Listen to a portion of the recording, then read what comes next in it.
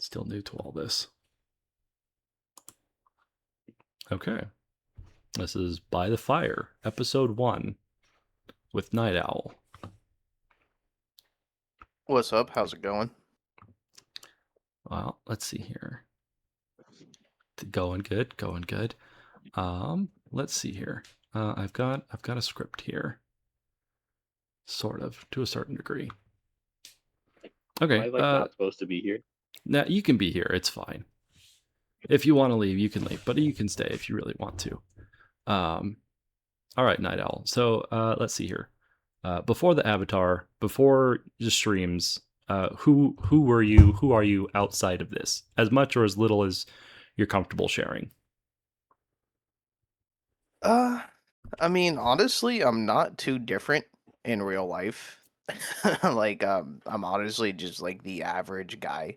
I'm a family man. I have a wife and 2 kids, a third on the way. I'm a little goofy online, but that's just who I am in real life too.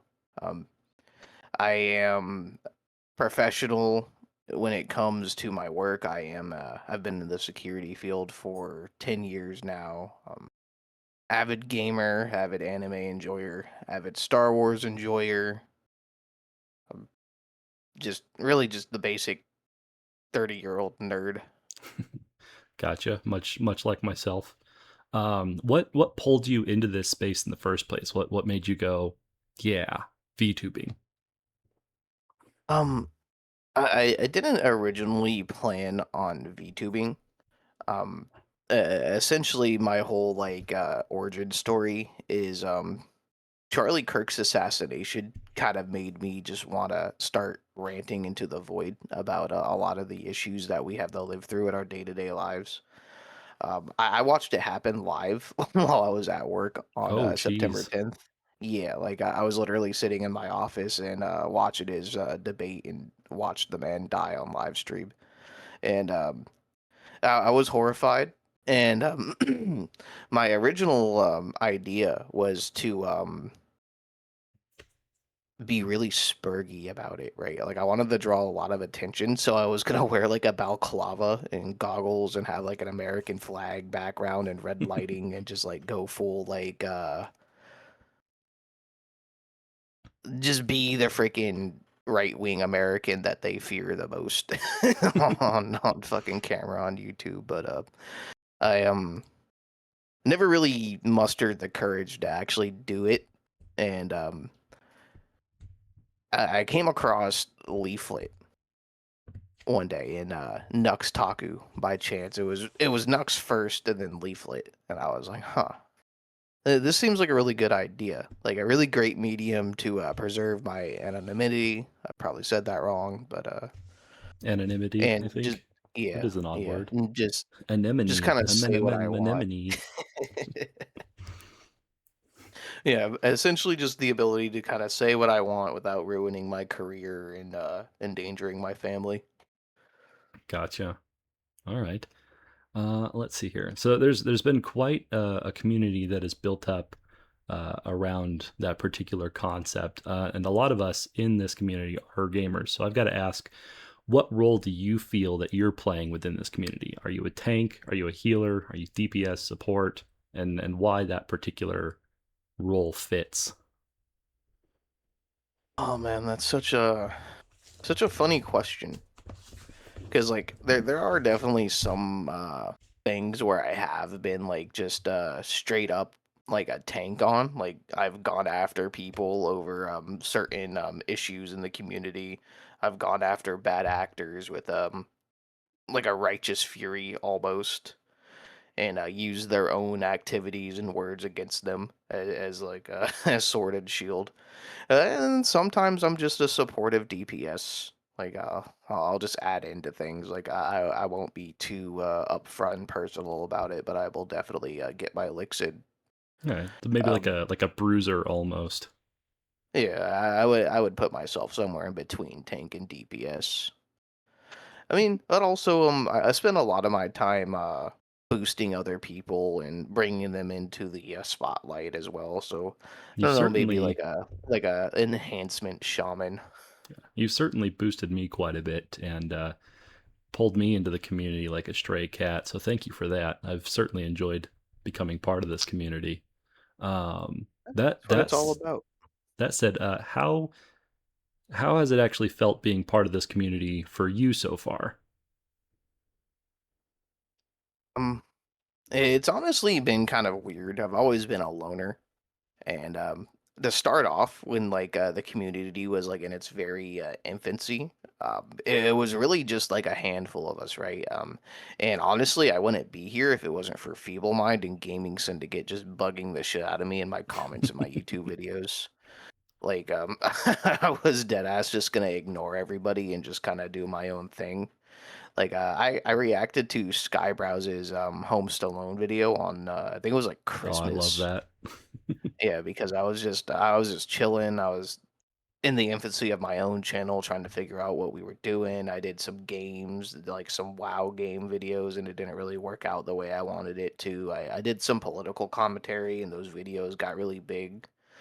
And uh, people brought up Home Stallone, and I was like, "What the fuck is Home Stallone?" And so I looked into it, and I was like, "Oh, it's a goofy little AI meme video. Like, might as well just react to it. I feel like it would go under pop culture." So I did, and it kind of got me noticed a little bit. And I said, like, it would be cool to get big enough to be included in a video like that. And then Skybrowse commented on my video, and he was like, "Bet." That's kind of how I got dragged into all of it. It was definitely weird at first, being as introverted and a loner as I am, but I've definitely grown accustomed to having a lot more friends and allies than I'm used to. It's That's a blessing and like kind of a low key curse at the same time. oh. Let's see here. All right, let's open up a little bit. Let's say you found a genie. You had three wishes, and this genie isn't like a monkey's paw kind of genie. They're just kind of a genuine soul who is amused by the wishes of mortals. Right? You've got no rules. What are you wishing for, and why those wishes in particular? So there's no caveats. I just get Yeah, no, whatever I no. You ask don't you for. don't you don't wish for $1 million and he gives you 1 million doll hairs. Well, I mean, honestly, money would solve a lot of the world's problems. I would probably ask for like exorbitant wealth and then use that wealth to better the world in ways I can. People like Elon Musk both amaze and irk me sometimes because the dude has like he doesn't have like a whole bunch of liquidity, but he has a lot of net worth, right? Hmm. And like his net worth could give everybody on the planet like $1 million, and he would still have a lot more bread to break. So like I could see people being upset with him, but like it's also like he earned almost every cent of that. It's not really right to Yeah. expect people to give that away charitably. And again, But me, like you said, those aren't liquid assets. Those are a yeah, lot of hard assets. It's yeah, in it's wrapped up in various manufacturing equipment, manufacturing plants, right? You don't just sell everything and then feed everybody. yeah, yeah. That being said, like I would definitely wish for like exorbitant liquid wealth and just like kind of put it back into the world in most ways that I could. I would definitely like to help people with housing, help people with bills, food, and things that they might need, buy a car, stuff like that. Yeah. Another wish, I think I would wish for a lot of like stupid, selfish stuff as well. Like I would want like guns and like land for myself and just places for me to kind of do my own thing without being bothered. Like, having all the guns I want with a range that I could shoot them on and just not be bothered would be really Oh, fun it's too. an absolute dream of mine to be able to step up on my back porch and shoot a gong 1,000 yards out. I would oh, I'd love that so much. Oh, dude, like bucket list is I want to shoot a Mauser, like a broom handle Mauser. Like I know they're Oh, okay, intimidating. gotcha. They're cool as hell. I like the gun. I like the design. It's Yeah. really cool. And also a minigun. Like a minigun would be really fun too. I came across maybe I shouldn't say this. fuck it, I'll say it. I came across a 3D printable minigun that uses AR-15 parts for all of the functional points. It is beyond tempting to download that. Um, Oh but man, I that won't. would probably function once and then never again. You'd be surprised. 3D printing has come a long ways, and some of the materials that are used are incredibly tough. Um, there's a creator. He used to be much bigger on YouTube, but it's Print Shoot Repeat. He's basically had to completely move over to Rumble and Odyssey, but he 3D prints all kinds of guns and then tests them out on range. Super cool creator, super I'll have to goofy. look into them. It seems like it would be good reaction Yeah, content just to I'll like uh yap about. I'll send you a link. Let's see here. Um, Um, Third wish though, I think I would just have to just directly wish for a lot of the governments to just clean up their shit, bro. Like I don't know yeah, exactly how I would word it, but just like, make all the governments care about their people. actually All these beneficial. countries need to, yeah, like just make them operational and beneficial and make it so that like, all these countries are just like back on their feet again and everybody's enjoying a prosperous, happy life. Yeah, that sounds pretty ideal, honestly. All right. Well, let's see here. Moving forwards, where do you think this community can grow? Not necessarily bigger, but better. What do you think would make this face feel closer? Honestly, I think we're at the point now to where we have so many cracked creators and musical talents and just entertaining people to where we can just start manufacturing content on a collaborative level and possibly garner a lot of cultural attention.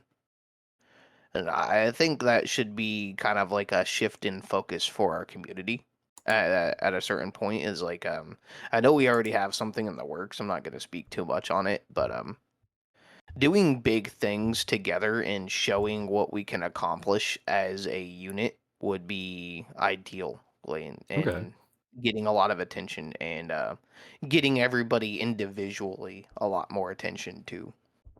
All right. So collabs between creators, that sort of a thing.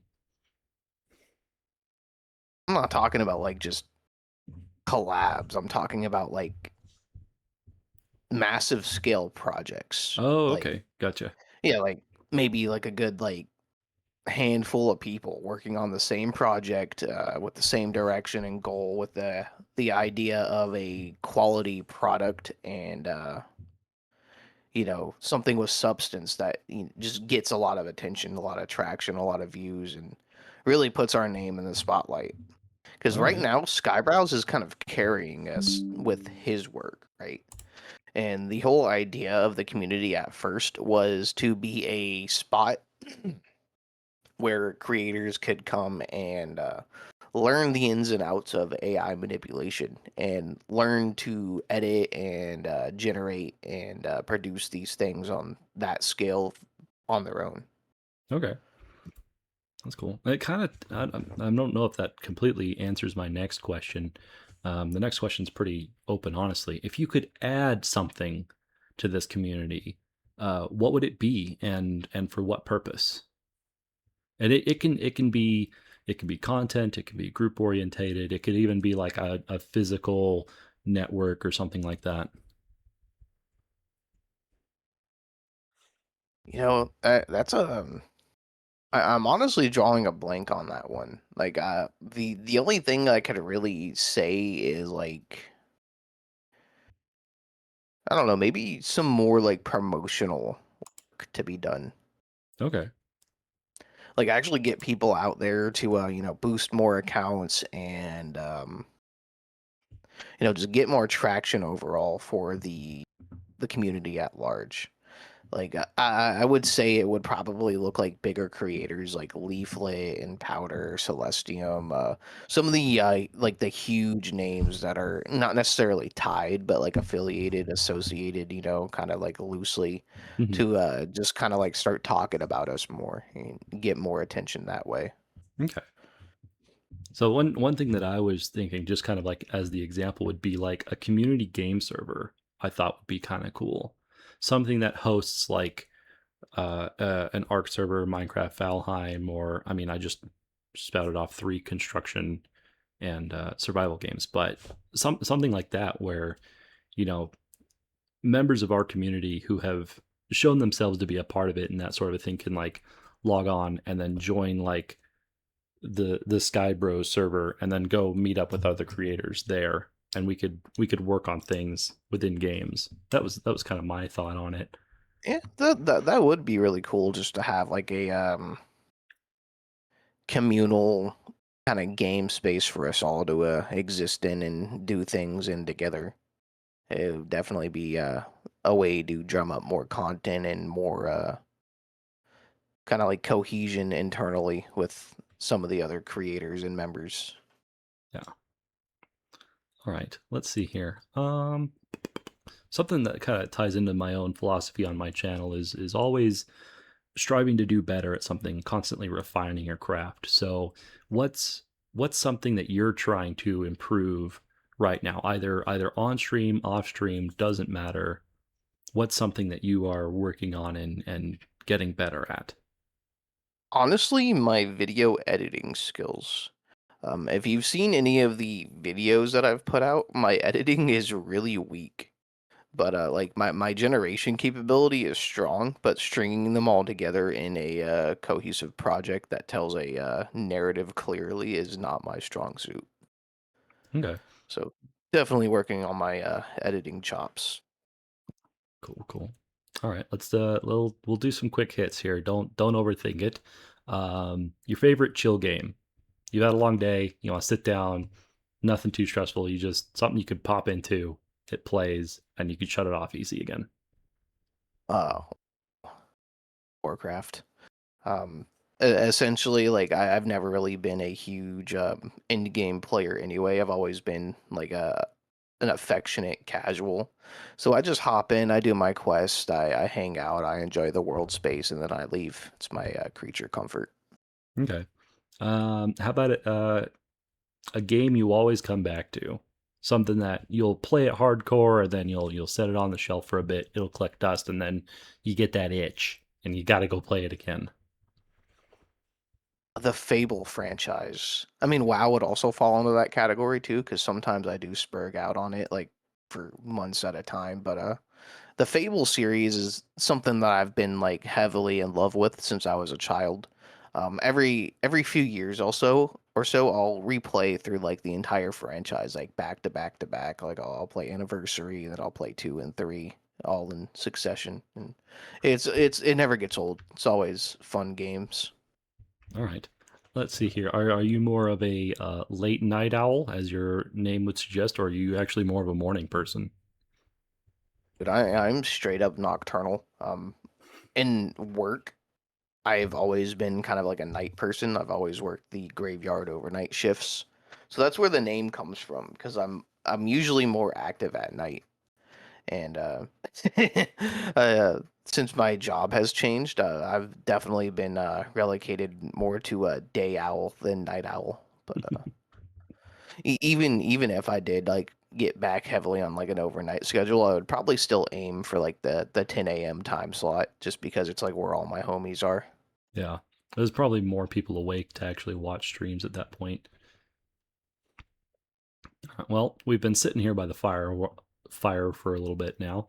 So I've got one last question for you, and that's who's adding a log to the fire next? Who are you going to call onto the show? Why them? And what's one question you want me to ask them when they get here? I guess that was more like I three questions than one, but I think I'll work on the I script a think bit. Eustace the Useful would be a really good next for you, right? He's a heavy hitter creator. You have a lot of questions that you could possibly ask him if you just look into things that he does with his channel and his online persona and like the work he does with AI. He's honestly one of the best Skybrows level at this point. Um, yeah, it would be, I think, really beneficial to you for your channel to have him on because he's getting a lot of attention right now, and he's honestly really entertaining and funny. Okay. It would be a good show. And if you ask him anything, just be like, "What the cat doing? What the cat doing? What the cat doing?" He'll know what it is. Alrighty. Well, that keeps the fire going for now. And thanks for thanks for hopping on and helping out with this. And we will see you guys in the next one. Well, thanks for having me. It was fun.